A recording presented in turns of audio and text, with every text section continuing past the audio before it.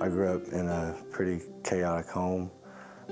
There was drugs, alcohol, daily, all through the nights, loud music.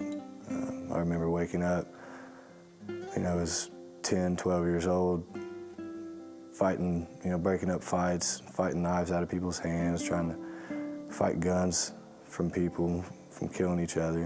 All my loved ones, mom, aunts, uncles, cousins, all the elderlies, everybody that's supposed to guide you and point you in the right direction. And it was, just a dark and chaotic world. So I ended up, cutting my arm and writing a note and ran away from home. And next thing I know, cops show up, social worker shows up, and I tell them I want out. I want to go to boot camp. So I ended up taking off, going to boot camp, and I was there for a year and a half, and I found some true guidance and some true leadership and direction, and some true friends, and my world eased up, it lightened up a little bit. Wasn't rebelling anymore, wasn't so mad and angered. So I was there for about a year and a half, and when I was released, I went right back home, back where the chaos was, back to the parties, back to the knife fights and gun fights, and it wasn't 30 days, and I was right back to the same darkness that I had left, a year and a half prior. So as time goes on, I'm still living in the same household, and we moved out of, I grew up in Kentucky, was down there for 14 years, and then my mom decided that, she wanted to run from her problems and take all of us kids out of the life that we was happy with, because we all got away. We lived in the country life. There was four-wheelers, we had friends, with good families and good leadership and guidance, and that's what we stayed away from home. And so when she decided to move to Ohio, for her selfish reasons, it took all of us kids out of our good environments, and we moved into a town that was full of gangs and drugs and violence and rebel, and there wasn't the country living no more, and we didn't know nobody. We didn't have the good friends and the good family, to pull us away from the chaotic home. So we was kind of thrown back into our cage. So I turned to the only thing that was on the table when here in Ohio, it was just the streets, it was the city life, something I never knew. And you find gangs, you find brotherhood, you find people that, will scratch your back for when you scratch theirs, and people that will respect you, and people that will do for you and go out of their way for you. And yeah, it was the gang life, it was street life.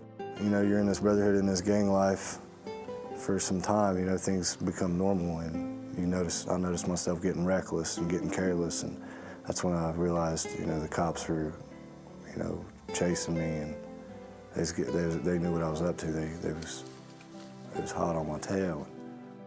Then I met a girl, and she had a baby, and I felt something that I haven't felt for a good while, and it wasn't rebel and wasn't recklessness no more. I decided that I wanted something else in life, not to just survive, but to be stable, to be able to give myself and others, a home. I found MMA, that kind of started taking a lot of time off my hands, because I was always a fighter. I fought on the streets many times, whether it be for food, money, or respect, or self-defense, whatever it may be. So with MMA, I guess I started out putting, my fire, my anger behind it. Nobody would choose to just go hungry when they can eat. Nobody would choose to just go broke when they can make money. I don't know what it was inside of me that chose to do that, but something said let it go. Something said pursue something different. Find a job, which I couldn't do that because I was chasing MMA too much. I was going through another, a wreck, and started pursuing church again. I was going to courthouse church. I was going to Columbus Church, I was just chasing any church service that I could find, and I seen on Facebook that Spirit of Truth had a service, and I was like, yes, that's another one I can get in through the week.